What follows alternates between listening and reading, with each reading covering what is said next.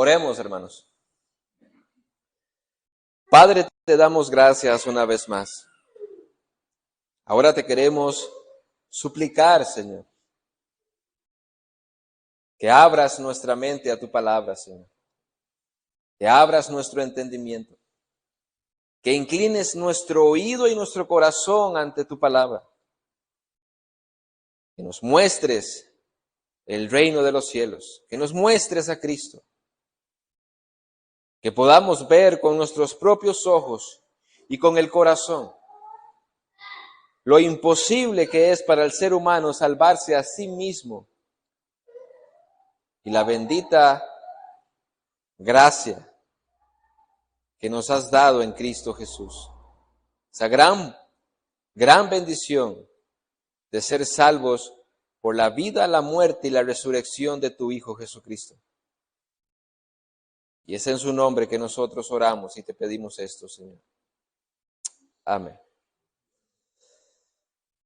Hermanos, un hombre que asistía a los servicios de la iglesia escribió al editor de un periódico: he asistido a los servicios de la iglesia por 30 años. Durante ese tiempo he oído alrededor de 3,000 sermones, pero no puedo recordar ninguno de ellos. Estoy perdiendo mi tiempo y los predicadores están perdiendo el suyo.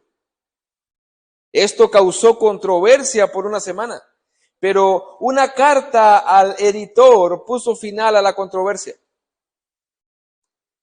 He estado casado por 30 años. Durante ese tiempo, mi esposa ha cocinado alrededor de 32,000 comidas. No puedo recordar el menú completo de ninguna de ellas, pero una cosa sé: esas comidas me nutrieron y me dieron la fuerza que necesitaba para mi trabajo. Si ella no hubiera cocinado, ahora estuviera muerto. De igual manera, si no hubiera oído y ido a la iglesia, ahora estuviera espiritualmente muerto. Hermanos, esa es una realidad que aqueja nuestros días. Hay personas que asisten a las iglesias y todavía se encuentran espiritualmente muertas. También es cierto que hay muchas personas que son religiosas, pero sin Cristo, sin vida espiritual. Y también es cierto que gracias a todos los sermones que hemos escuchado y a todas las enseñanzas, Dios nos ha hecho nacer de nuevo por su palabra, como dice la Escritura, y por el poder del Espíritu Santo. En esta mañana, yo quiero que usted abra su Biblia en Marcos capítulo 10, versículo 17 al 31, el texto que el hermano Olger leyó. Y quiero que veamos el sermón que tiene como título: Jesús evangeliza un religioso. Jesús evangeliza a un religioso, o evangeliza un religioso. No vamos a leer el texto otra vez, no lo vamos a ir leyendo poco a poco. En esta porción encontramos en el verso 17 al religioso y su pregunta. Verso 17. ¿Lo tienen ahí? ¿Lo pueden comprobar con sus ojos? Dice el verso 17. Al salir él, Jesús, para seguir su camino, él iba hacia Jerusalén, vino uno corriendo e hincando la rodilla delante de él, le preguntó: Maestro bueno, ¿qué haré para heredar la vida eterna?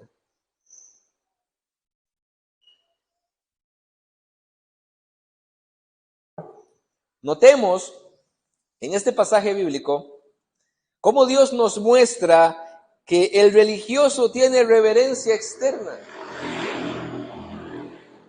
Porque dice el texto que no solamente llegó ante Jesús, venía corriendo. Y no solamente venía corriendo, e hincó la rodilla delante de él. Así que nos muestra que el religioso tiene reverencia externa. Y en nuestros días también. Los religiosos van a sus iglesias. El católico romano se pone de pie, se hinca, se pone de pie, se hinca, se pone de pie, se hinca, etc. Nosotros, en las iglesias cristianas evangélicas, también nos ponemos de pie, nos sentamos, leemos, cantamos, tenemos una reverencia externa. Y muchas veces así éramos religiosos y sin Cristo. ¿O no es así? Así que un religioso, según este pasaje bíblico, tiene una reverencia externa. Lucas, en el Evangelio de Lucas, en el mismo evento, dice que este hombre era un principal. Es posible que este hombre fuera uno de los dirigentes de la sinagoga de Judea, donde estaba Jesús. Marcos omite eso, pero Lucas, que es un buen historiador, da detalles y dice, este hombre era un principal.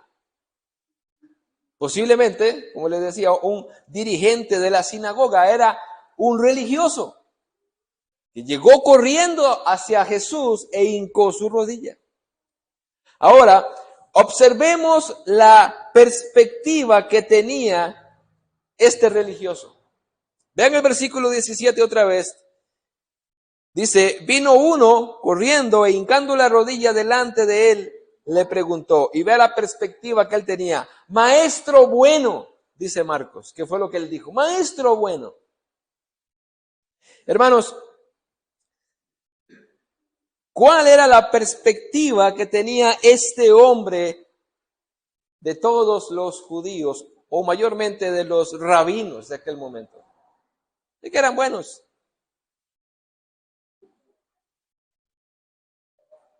Es la misma perspectiva que tienen las personas el día de hoy. Las personas son buenas. De hecho, hoy en la mañana fui a comprar los jugos para mis hijos, que me acordé que no los tenía. Y sucedió algo que nunca lo había visto, no me lo esperaba, de una persona no nacida de nuevo. Llegó a devolver una bolsa de comida, él compró su diario ahí, y le echaron todas las bolsas y se las fueron a dejar a la casa.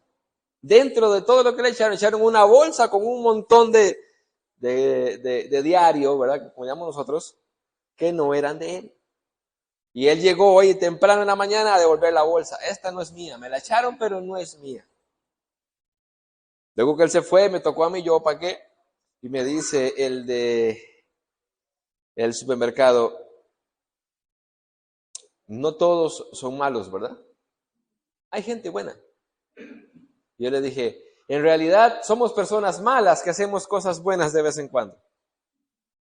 Este hombre, este principal de la sinagoga, creía, como todos nosotros muchas veces, la gente es buena. Y él llega con esa condición, con esa mentalidad a buscar a Jesús. Ahora, ciertamente lo que dijo era cierto, él era un maestro bueno, pero la perspectiva de él era otra. Él tenía como bueno a las personas, en ese sentido, sin entender la pecaminosidad del ser humano. Ahora, yo también puedo entender por ese pasaje bíblico, conociendo a este hombre, que ese hombre lo que quería era llegar a pasarle la brocha a Jesús. Hay muchas personas astutas, como decía el hermano Pastor Wilmer antes, manipuladores, que saben manipular a las personas. Y si quieren obtener algo de usted, primero le pasa la brocha. Primero dice algo bueno respecto a usted, o lo alaba públicamente para quedar bien con usted. Y entonces cuando llegue a pedirle un favor, usted se ve como en deuda con esa persona por lo que dijo respecto a usted públicamente. Me parece a mí que este hombre lo que llega con esa intención es de querer pasarle la brocha a Jesús, porque él era claramente un religioso que no conocía a Dios, un engañado. Ahora, hermanos, esa era la perspectiva de este hombre. Veamos la pregunta que él le hace. Él dice, y noten aquí con cuidado lo que dice en el verso 17. La pregunta de él es, ¿qué haré para heredar la vida eterna? Noten el énfasis de obtener la salvación por méritos propios. ¿Qué haré para heredar la vida eterna? Él no llegó a preguntar, ¿cómo me puedo salvar? ¿Cuál es la única forma para salvarme? No, él llega a preguntar, ¿qué haré? O sea, ¿qué tengo que hacer yo para heredar la vida eterna? Y si usted sigue el flujo de pensamiento, como lo veremos en un momento, él estaba pensando en hacer algo para ganarse la salvación. Él era un líder religioso y estaba tan errado en el tema de la salvación que él pensaba que él se iba a ganar la salvación con sus propias obras. Y era un líder religioso. Era uno de los que predicaban en la sinagoga. Imagínense a sus alumnos. Como decía Wilmer antes en el estudio teológico, si los pastores no conocen a Dios y no conocen las Escrituras, ¿qué será de aquellos que les escuchan, que les creen y que están ahí? Este hombre, o en este hombre vemos representado a todas las religiones del mundo. Hermanos, en este hombre, en la pregunta que él hace, vemos representado a todas las religiones del mundo. Que se trata de hacer algo para obtener la salvación. Toda la religión del mundo enseña que usted tiene que hacer algo para ganarse la salvación, excepto el cristianismo. Hermanos, este es el común pensar, yo me gano la salvación. ¿De qué manera? ¿Qué tengo que hacer? Yo no sé cuántos de ustedes venían del catolicismo romano o nacieron ya en una familia cristiana evangélica, pero lo que trae el ser humano por naturaleza, debido al pecado y a la caída, es el impulso, es el deseo de querer agradar a Dios con mi vida y de esa manera ganarme la salvación. Ahora, Jesús, ante la pregunta que este hombre hace, contesta con el peso de la ley. Ahora, ¿por qué Jesús contesta con el peso de la ley? Porque él llega a preguntar, ¿yo qué tengo que hacer para ganarme la salvación? Entonces Jesús lo que hace es contestarle con el peso de la ley para hacerle ver de que él no puede hacer absolutamente nada para ganarse la salvación. Entonces Jesús contesta con el peso de la ley, versículo 18. Jesús le dijo, ¿por qué me llamas bueno? Ninguno hay bueno sino solo Dios. Los mandamientos sabes, no adulteres, no mates, no hurtes, no digas falso testimonio, no defraudes, honra a tu padre y a tu madre. Esta es la respuesta de Jesús a la pregunta, ¿qué haré para heredar la vida eterna? Jesús le deja claro y le instruye en la idea errónea que él tenía de que hay gente buena. Y él le dice, ¿por qué me llamas bueno? No hay nadie bueno en este mundo. No hay nadie. Ahora, hermanos, ustedes deben de saber que los testigos de Jehová, los cuales no creen que Jesús es Dios, usan este texto para afirmar la idea de que el mismo Jesús dio a entender y quiso decir de que él no era Dios. ¿Por qué? Porque si usted lee el texto sin un entendimiento claro, usted va a decir, Jesús mismo dijo, no hay nadie bueno, sino solo Dios. Y entonces ellos implican la idea de, si solo Dios es bueno, él mismo está diciendo, ¿tú por qué me llamas bueno? Yo no soy bueno, solo Dios es bueno, por lo cual conlleva de que él no es Dios. Esa es la lógica a lo que ellos llegan. Pero este texto no está diciendo de que Jesús no es Dios. Esa no es la idea del texto. No está diciendo que Dios es bueno y que Él no es bueno, por lo tanto Él no es Dios. Eso tiene que, para entenderse, tiene que ir de la mano con la pregunta y la declaración que hace el hombre, diciendo, maestro bueno. Ahora, en base al pensamiento de este hombre, él enseña que no hay ser humano bueno, solo Dios. Esa es la idea de Jesús. Porque si usted lee otra vez todo el contexto, él se cree bueno. Este religioso se cree bueno. Cuando Jesús más adelante le va a decir, tú conoces los mandamientos, y él va a decir, yo los he guardado desde mi juventud. Él se creía bueno. Entonces Jesús, al contestar, no hay nadie bueno, solo Dios, él no está refiriéndose a sí mismo, se está refiriendo a él y a su pensamiento errado que tiene. De que como él se autopercibe bueno, él también le llama a Jesús maestro bueno. Eso es lo que Jesús está atacando en este pasaje bíblico. Lamentablemente, aquellos que hoy se basan en la ley, que su religiosidad, su estructura teológica se basa en la ley como testigos de Jehová, adventistas, judaizantes, etcétera, son los que menos conocen la ley. Nótese cómo Jesús obviamente le aplica la ley en el versículo 19 y le aplica los mandamientos que tienen que ver con el prójimo.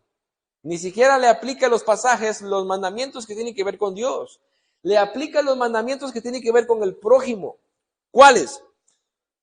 No adulteres, no mates, no hurtes, no digas falso testimonio, no defraudes, honra a tu padre y a tu madre. Jesús aplica eso para mostrarle, obviamente, de que Él no es bueno y que no hay nadie bueno en este mundo, por lo cual nadie puede hacer nada para heredar la vida eterna. Ahora, como les decía, aunque Jesús aplicó la ley, eso no quiere decir que las iglesias deben de basarse en la ley para ser salvos.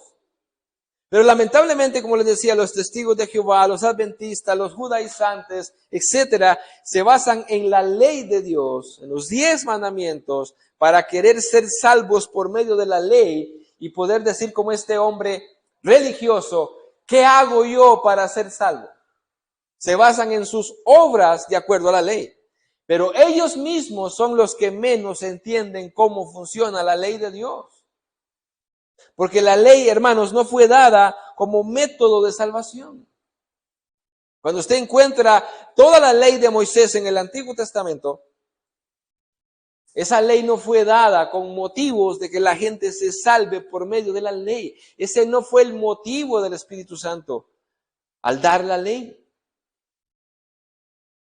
La ley fue dada para mostrarnos el pecado.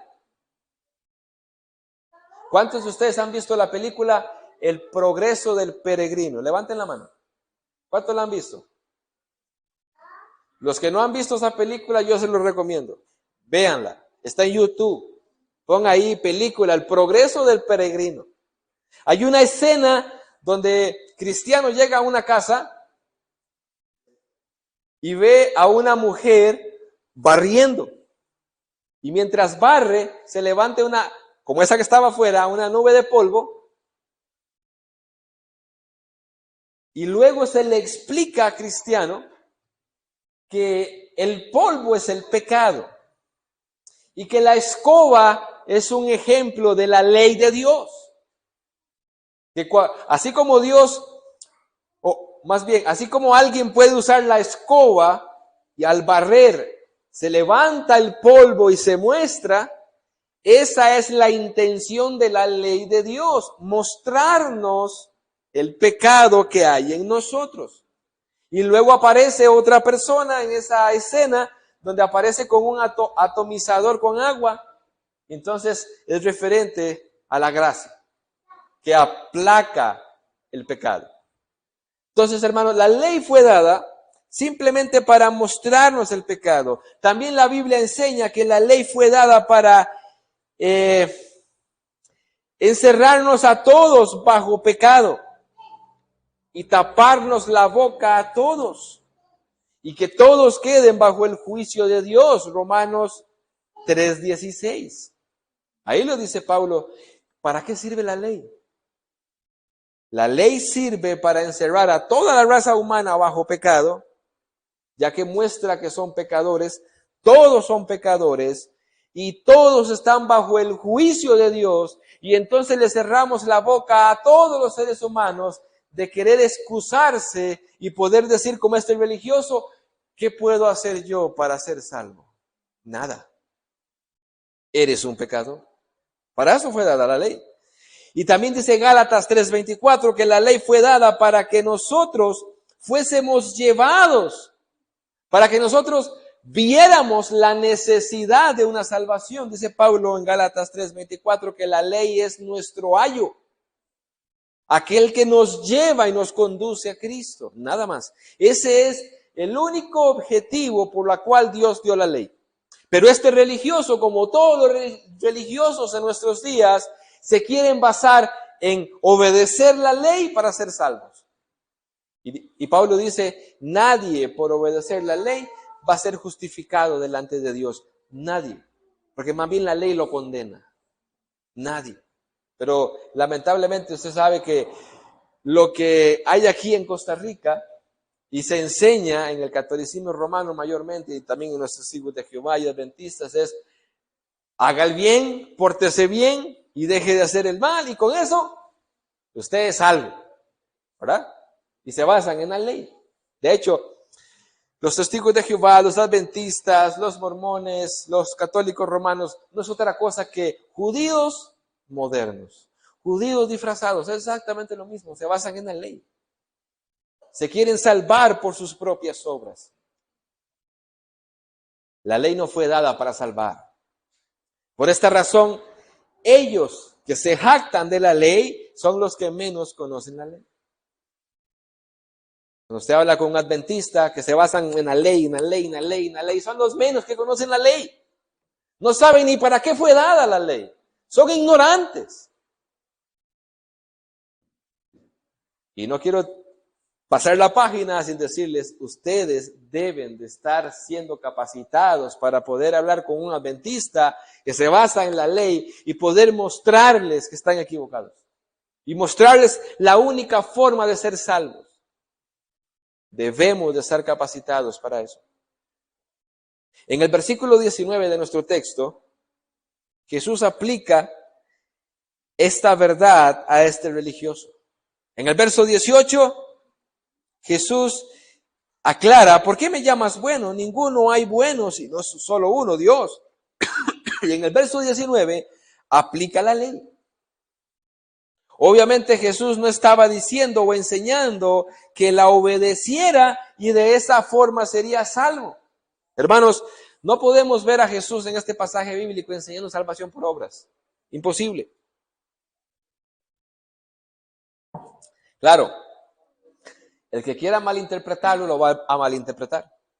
Pero Jesús en el verso 19 no está diciendo, guarda estos mandamientos y tú serás salvo. Esa no es la intención de Jesús. La intención de Jesús es mostrarle a este hombre que él no amaba a su prójimo, que él había pecado contra Dios en todos esos mandamientos que tienen que ver con el prójimo. Y Jesús le dice, tú sabes qué dice la ley, tú sabes qué dicen los mandamientos. No adulteres, no mates, no hurtes, no digas falso testimonio, no defraudes, honra a tu padre y a tu madre. Tiene que ver con el amor al prójimo. Jesús dijo que los 10 mandamientos se resumían en 2. Amar a Dios sobre todas las cosas, con toda tu mente, con todo tu corazón, con todas tus fuerzas. Y todos los otros se basan en ama a tu prójimo como a ti mismo.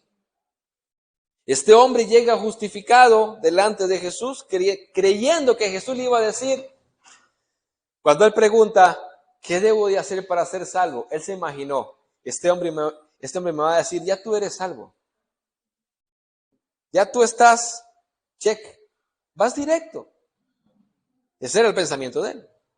Entonces Jesús usa la ley para mostrarle, mira, guarda esto. Y su conciencia le iba a decir, yo soy pecador. Esa era la intención de Jesús. Porque Pablo en Romanos capítulo 3, versículo 20, Pablo en Romanos capítulo 3, versículo 28. Y en Gálatas 2:16 dice que nadie será justificado por las obras de la ley, por lo cual Jesús nunca pudo haber estado enseñando salvación por medio de la ley. Más bien estaba mostrándole en qué estaba fallando. Él estaba evidenciando a la conciencia de este hombre que él había quebrantado la ley de Dios toda su vida en cuanto a aquellos mandamientos que tienen que ver con su prójimo. Y ni qué decir con los mandamientos que tienen que ver con Dios. Hermanos, si queremos evangelizar, debemos aprender del mejor maestro del evangelismo, Jesús. Jesús, cuando este hombre le preguntó si Jesús hubiese sido pentecostal o bautista, no reformado. Cuando este hombre le preguntó, ¿qué debo de hacer para ser salvo? Jesús le fuera dicho, levanta tu mano, repite esta oración conmigo, porque yo te amo. ¿Seguro? Seguro lo fuera dicho así.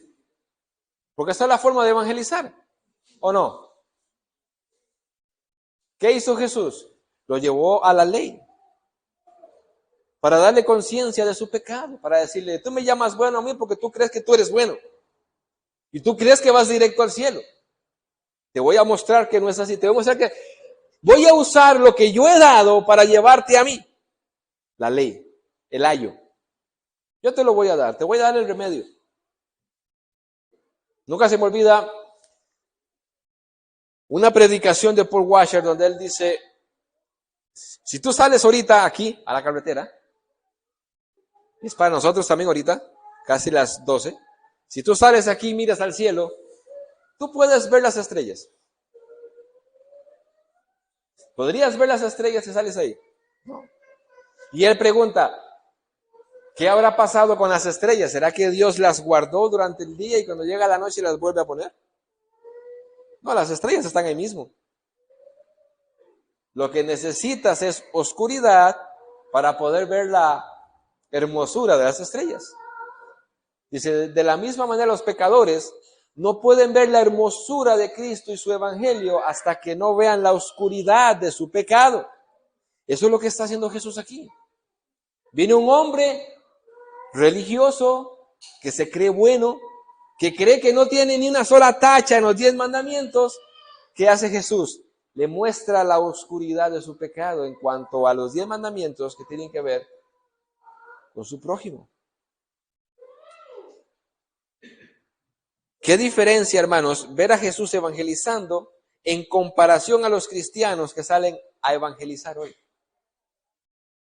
Esas personas que salen con los carteles, y yo sé que tienen un buen corazón. Yo sé que lo hacen con buenas intenciones. Ellos quieren que la gente se convierta a Cristo, pero no saben cómo hacerlo. Y entonces salen con sus carteles por la calle. Jesús te ama, ven a Cristo. Jesús te ama. Eso es lo único que dicen los carteles. Usted vea en este pasaje bíblico a Jesús con un cartel diciendo, yo te amo tal como tú eres. No.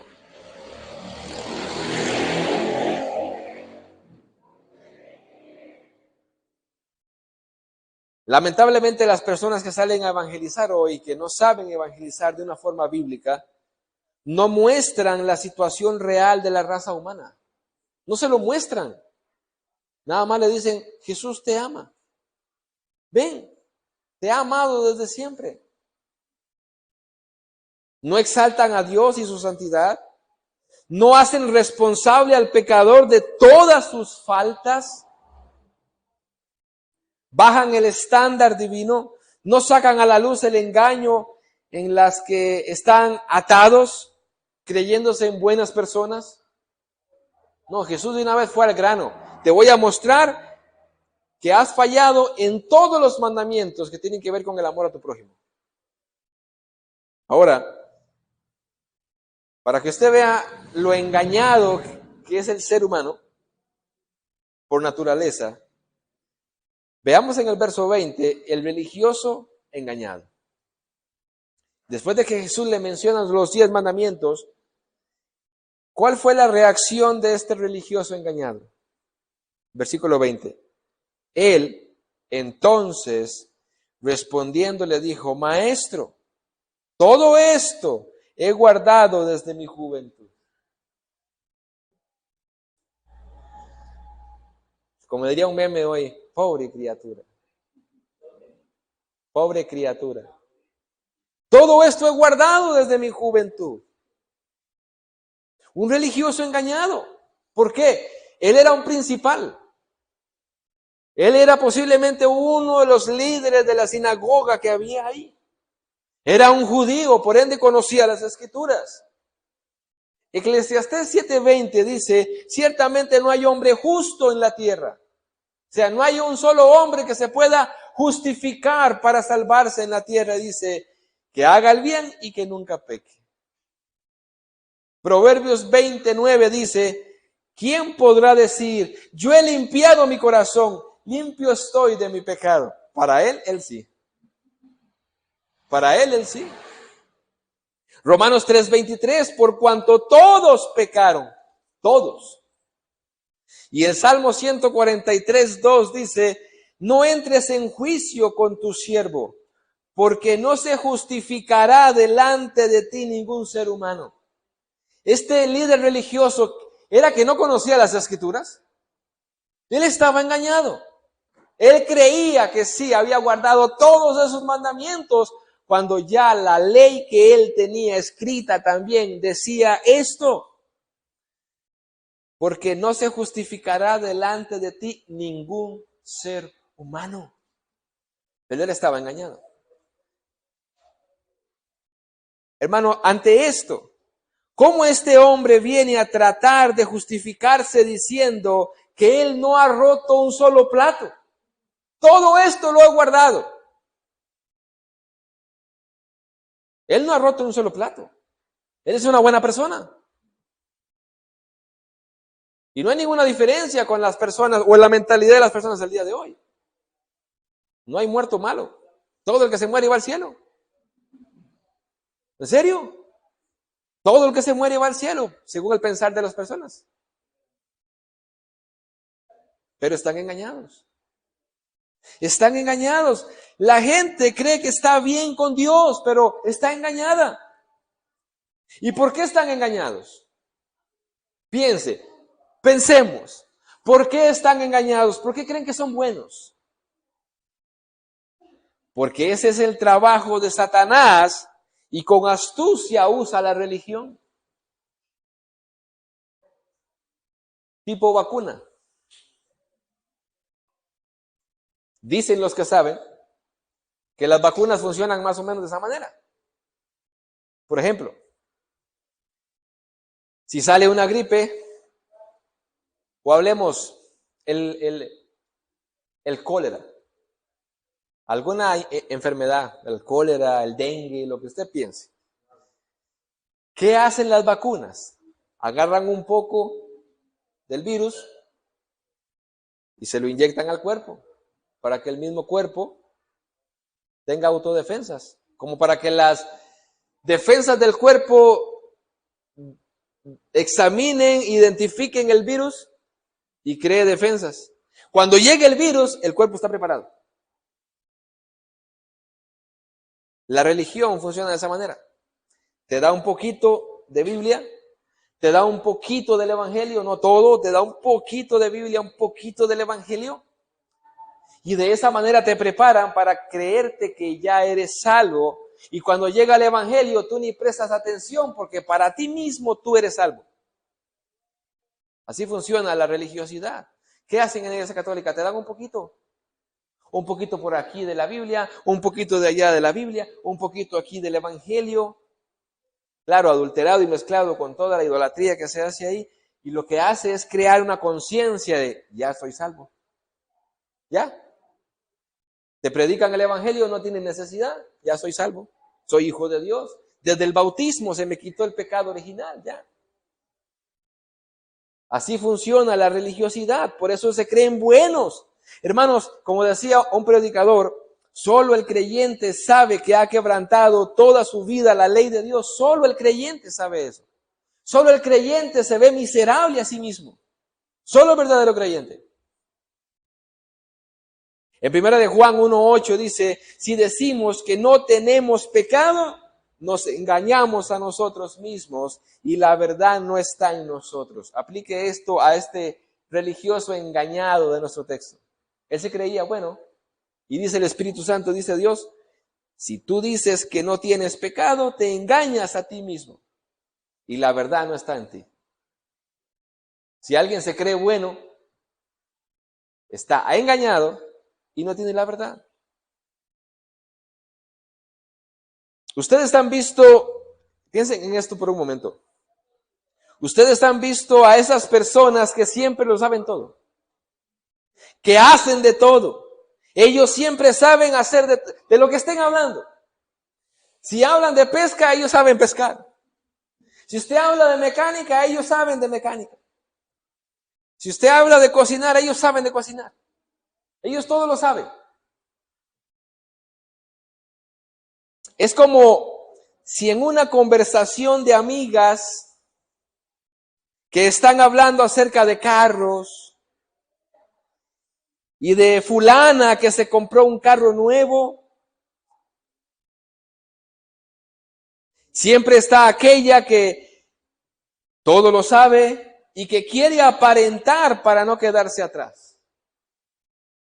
Está este grupo de amigas, están hablando de carros y de que aquella fulana se compró un carro y entonces surge la conversación de carros y la que siempre quiere dar a aparentar de que todo lo sabe y no quedarse atrás en la conversación porque posiblemente no sabe nada de carros, no tiene carro, no sabe manejar, pero para no quedarse afuera, ella se incluye y empieza a hablar de lo que no sabe, ¿verdad? Ella no quiere quedarse atrás y empieza a decir historias falsas sobre anécdotas que le ha pasado manejando. Pero una de ellas le da las llaves del auto y le dice, maneja tú porque yo me siento mal. Ahí se ve confrontada, pues debe de poner en práctica aquello que estaba diciendo que sabía hacer y que había hecho. Y en realidad estaba mintiendo. ¿Qué pasaría con esa persona? ¿Qué pasaría si fuera usted la que usted empieza a decir historias de que cuando yo una vez cogí el carro de mi abuelo, de mi tío y me pasó esto, vieras qué susto? Termina la conversación, amigas, y llega la amiga y le dice, mira, me siento mal, ¿puedes llevarme a mi casa? ¿Qué harías? Entras en un temblor, seguro, empiezas a sudar frío, ¿ahora qué hago? Eso es precisamente lo que vemos en el versículo 21. Después de que Jesús le muestra la ley, después de que él dice, yo todo lo he hecho, versículo 21. Entonces Jesús mirándole, le amó y le dijo, una cosa te falta. Anda, vende todo lo que tienes y dalo a los pobres y tendrás tesoro en el cielo. Y ven, sígueme tomando tu cruz. Como tú ya has dicho que tú amas a tu prójimo como a ti mismo, vamos a la práctica. Toma todo lo que tienes y dalo. Eso es lo que vemos en el versículo 21. Jesús lleva a la práctica la ley y deja en evidencia que verdaderamente este hombre no era justo. La aplicación de la ley. Y por supuesto, ahora entendemos y vemos el engañado queda en evidencia. Versículo 22. Pero él, afligido por esta palabra, se fue triste porque tenía muchas posesiones. ¿En dónde estaba? Desde mi juventud he guardado todo esto. Desde mi juventud amo a mi prójimo como a mí mismo. ¿En serio? Vamos a ver si es cierto entonces. Vende todo lo que tienes y dalo a los pobres. Y ven y sígueme. ¿Cuál fue la respuesta? ¿Cuál fue la evidencia? No es cierto. Tú no amas a tu prójimo. Tú has quebrantado todos los mandamientos que tienen que ver con amar al prójimo. Por lo cual tú no eres bueno. Por lo cual no te puedes justificar delante de Dios diciendo me voy a ganar el cielo. Eso es mentira. El engañado queda en evidencia. Por eso, cuando salimos a evangelizar, usamos la ley para que ellos queden en evidencia que han pecado delante de Dios, que queden en evidencia de que no son hijos de Dios, que queden en evidencia con la ley en la práctica y aplicada, que ellos no pueden ganarse el cielo por sus propias manos, no pueden. ¿Sabe qué hace Jesús entonces? Empieza a dar un discipulado sobre la salvación. Como quedó evidenciado de que este hombre se autojustificaba porque era religioso, pero luego de aplicar la ley quedó evidenciado de que no podía salvarse por sí solo. Él empieza a dar un discipulado sobre la salvación. Versículo 23. Entonces Jesús, mirando alrededor, dijo a sus discípulos: ¿cuán difícilmente entrará en el reino de Dios los que tienen riquezas? Los discípulos se asombraron de sus palabras, pero Jesús respondiendo volvió a decirles: hijos, cuán difícil les será entrar a nuestros hijos que son inconversos y les predicamos acerca de Cristo. Yo estoy haciendo algo imposible. Yo les predico un mensaje que él no entiende. Le predico algo que es una locura. Intelectualmente lo puede entender, pero aquí en el corazón no. Pero es ahí donde yo debo de entender, pero para Dios todo es posible. Es ahí donde debemos de confiar de que Dios tiene poder para cambiar el corazón de piedra por pecado. Y eso lo hace mientras estamos comunicando el Evangelio.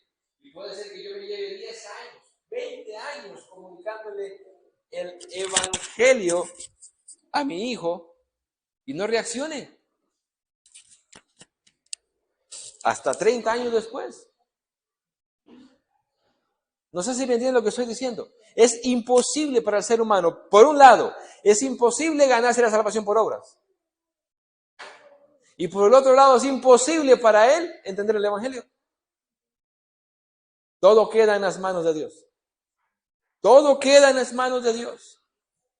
Que Dios simplemente le haga entender el Evangelio, como dice Pablo en Romanos también. En 1 Corintios, perdón. Que nosotros entendimos el Evangelio porque Dios nos lo reveló por su Espíritu. Es algo meramente de Dios. ¿Qué más sigue diciendo Jesús? No solamente enseña la imposibilidad para el ser humano de salvarse, con toda su depravación total que le podemos llamar, con todo y su libre albedrío, Jesús dice, es imposible. Pero para Dios todo es posible. Verso 28. Entonces Pedro comenzó a decirle: he aquí nosotros hemos dejado todo y te hemos seguido. ¿Por qué Pedro llega a decir estas palabras? Porque él obviamente escuchó la conversación de este hombre, este rico, este joven, este principal de la sinagoga con Jesús. Él escuchó toda la conversación, él escuchó lo que Jesús le dijo. Da todo a los pobres y ven, sígueme. Entonces Pedro ahora tiene un nudo en su mente, dice, no entiendo. Si tú le dijiste a él, deja todos tus riquezas a los pobres y ven, sígueme, ¿qué de nosotros? ¿Qué de nosotros entonces? O sea, ¿cómo está el asunto? ¿Nosotros estamos o no estamos?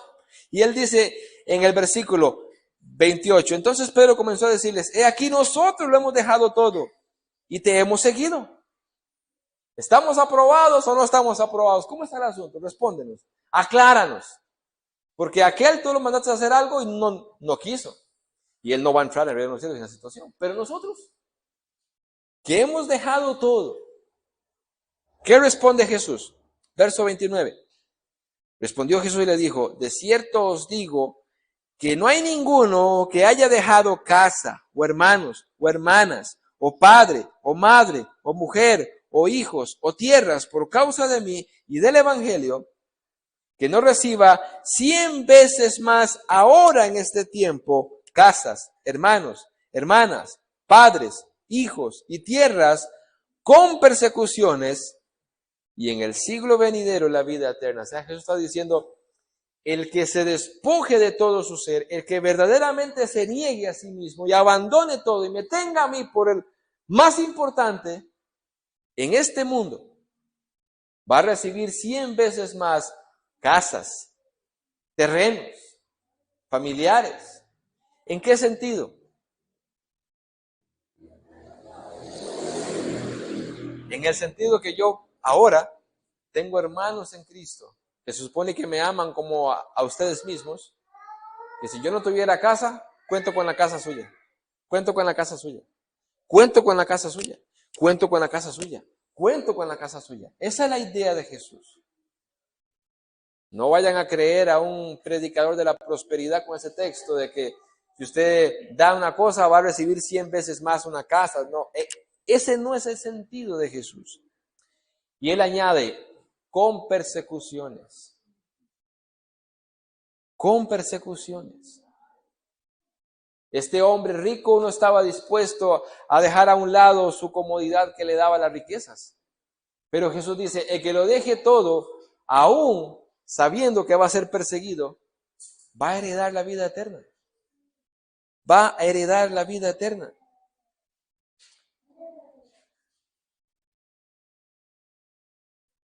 Y luego él añade en el versículo 31, pero muchos primeros serán postreros y los postreros serán primeros.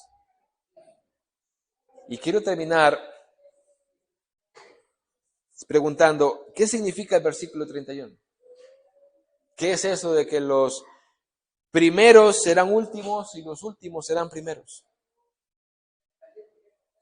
No perdamos de vista el contexto de este pasaje. Estaba uno de los principales de la sinagoga, que se creía la última Coca-Cola del desierto, y aquel pobre pescador Pedro, insignificante, iletrado. En ese sentido, aquel que era primero iba a ser el último. Y aquel que era el último para todos, Pedro, por ejemplo, iba a ser uno de los primeros. Este principal de la sinagoga,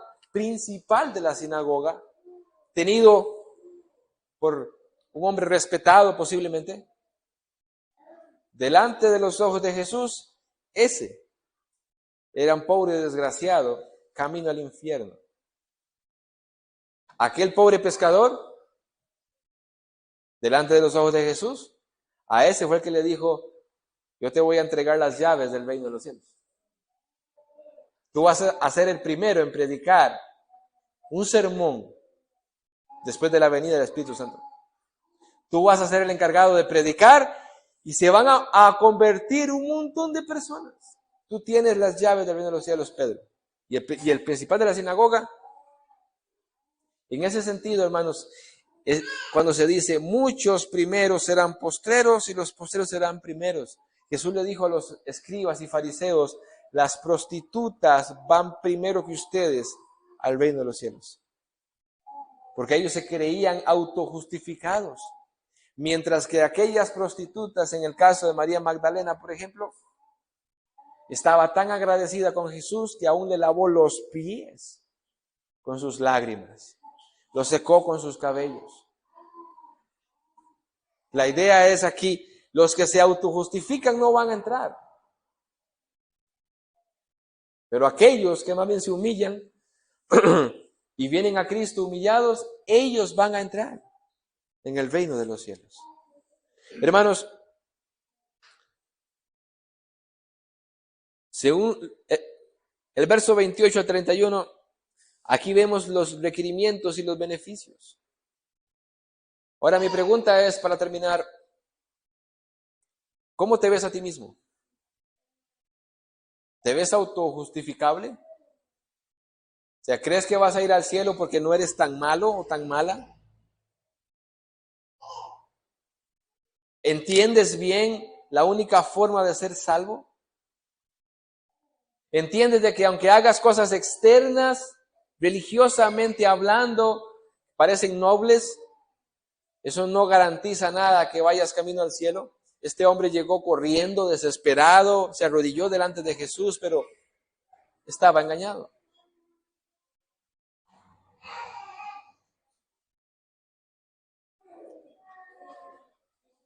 Quisiera terminar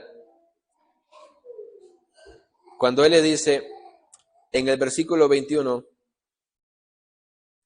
ven, sígueme tomando tu cruz. Sígueme.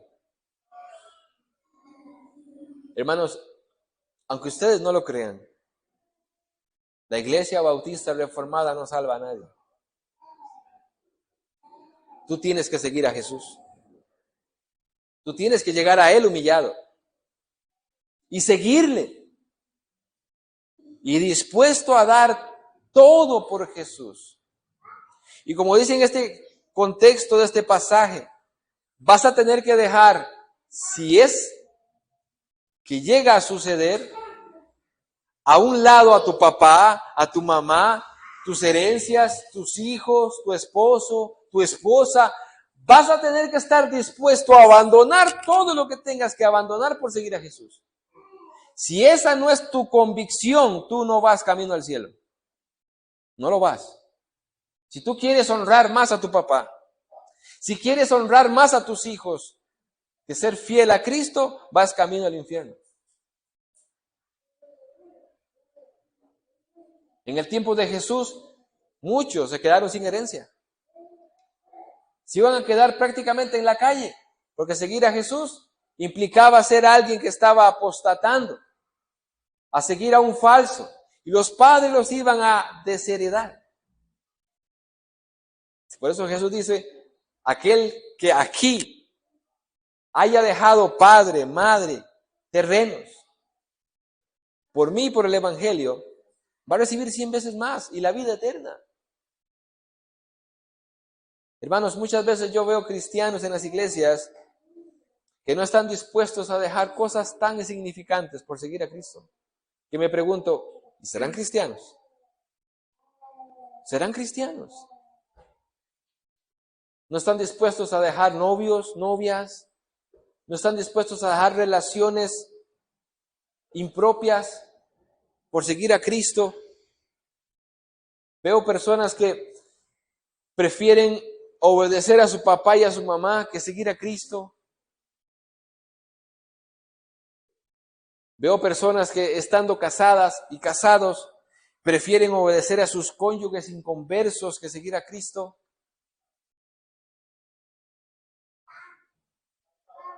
Jesús le dijo a este hombre, ven, sígueme, toma tu cruz.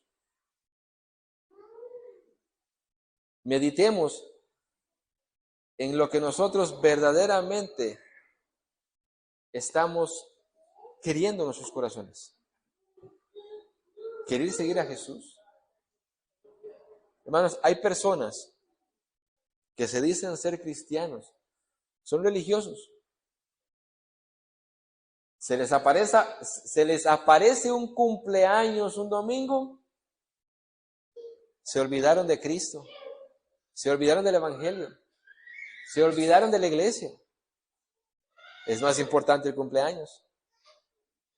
Se les aparece una fiesta familiar, cualquiera que sea, es más importante eso que Cristo. Es más importante que venir a darle gracias a Dios. Es más importante eso que venir a honrar a Dios. Es más importante que obedecer a Dios, que Él dice, guarda mi día de reposo. Es más importante cuando eso que lo que Dios dice, no dejen de congregarse. Se les aparece el aguinaldo y la posibilidad de ir a pasear. ¿Se olvidó la iglesia? ¿En dónde está el toma tu cruz y sígueme? O sea, si cosas así tan insignificantes, porque son insignificantes en cierto sentido, no te están diciendo, niega a Cristo o te mato a tu hijo, no. Es una fiesta, un cumpleaños, un paseo. Eso o Cristo. Más importante. Meditemos. Meditemos si nosotros verdaderamente estamos siguiendo a Cristo y estamos dispuestos a darlo todo por Él. Niños, ustedes que me escuchan, no intenten ganarse la salvación haciendo buenas obras. No intenten. No lo van a poder hacer. Lo que deben de hacer es entender el evangelio que se les ha predicado, creerlo, obedecerlo, venir a Cristo arrepentidos. Y nosotros sabemos muy bien que para ustedes es imposible entenderlo y es imposible obedecerlo. Pero eso no les quita la responsabilidad de que tienen que hacerlo. Padres, abuelos, abuelas, sigamos predicando el evangelio a nuestros hijos, a nuestros nietos. Mostrémosles siempre una y otra vez lo imposible que es querer ganarse la salvación por obras. Porque aunque ellos no asistan a una iglesia donde se enseñe eso, su naturaleza los va a llevar a creer y a confiar en eso. Por naturaleza lo van a hacer. Enseñémosles constantemente cuán malos somos los seres humanos y cuán imposible en esa situación es autojustificarnos y de esa manera poder mostrarles la única salvación que es por fe y por gracia en el nombre de nuestro Señor Jesucristo. Oremos. Padre, gracias por tu palabra. Señor, todos nosotros, todos, sin excepción, los que ahora somos salvos, hemos sido religiosos engañados, de una u otra manera. Pero te damos gracias porque nos has revelado a tu Hijo y al Evangelio. Has cambiado nuestro corazón, cosa que es imposible para los hombres, como dijo Jesús. Pero para ti todo es posible. Gracias porque a muertos y ciegos como nosotros, autoengañados, nos has traído a la luz de tu Evangelio. Nos has convencido de nuestros pecados y nos has revelado a Cristo. Gracias, Señor. Si estamos aquí, es únicamente por tus méritos. Nosotros podemos decir y entendemos, Señor, hemos quebrantado tu ley toda nuestra vida, desde que nacemos. Y aún el día de hoy la seguimos quebrantando y damos gloria a Dios que no somos salvos por las obras de la ley, sino por tu Hijo Jesucristo. Permítenos, ahora siendo ya justificados, obedecer la ley para nuestro beneficio y para tu gloria, Señor. Pero no como un método para salvación. También te queremos pedir, Señor, por aquellas personas que están entre nosotros, que no te conocen, nuestros hijos, que por naturaleza ellos van a querer ganarse la salvación por obras. Oramos para que tú les convenzas de que eso no es así y que ellos también puedan ver la luz del Evangelio, Señor. Permite, Señor, que nuestros hijos puedan conocer a Cristo, puedan ver su pecado, puedan ver cuán malos son desde que nacieron, puedan ver todas sus rebeliones, sus terquedades y rebeldías, y puedan venir a Cristo humillados y agradecidos por la salvación por pura gracia y misericordia, Señor. Ten misericordia de todos nuestros familiares que no asisten a una iglesia donde se predica el Evangelio. Ten misericordia para que de algún modo, usándonos a nosotros o otros medios como la radio o la televisión, ellos puedan escuchar el verdadero Evangelio y tu Espíritu Santo pueda operar en ellos la salvación. Ten misericordia, Señor. Tu palabra dice que tú no te contentas, no te alegras en la muerte del impío, porque tú sabes que van a una condenación eterna. Ten misericordia de ellos, Señor, y sálvales. Te lo pedimos en el nombre de tu Hijo Jesucristo. Amén y amén. Mis hermanos, Dios les bendiga, Dios les guarde, y el hermano Wilmer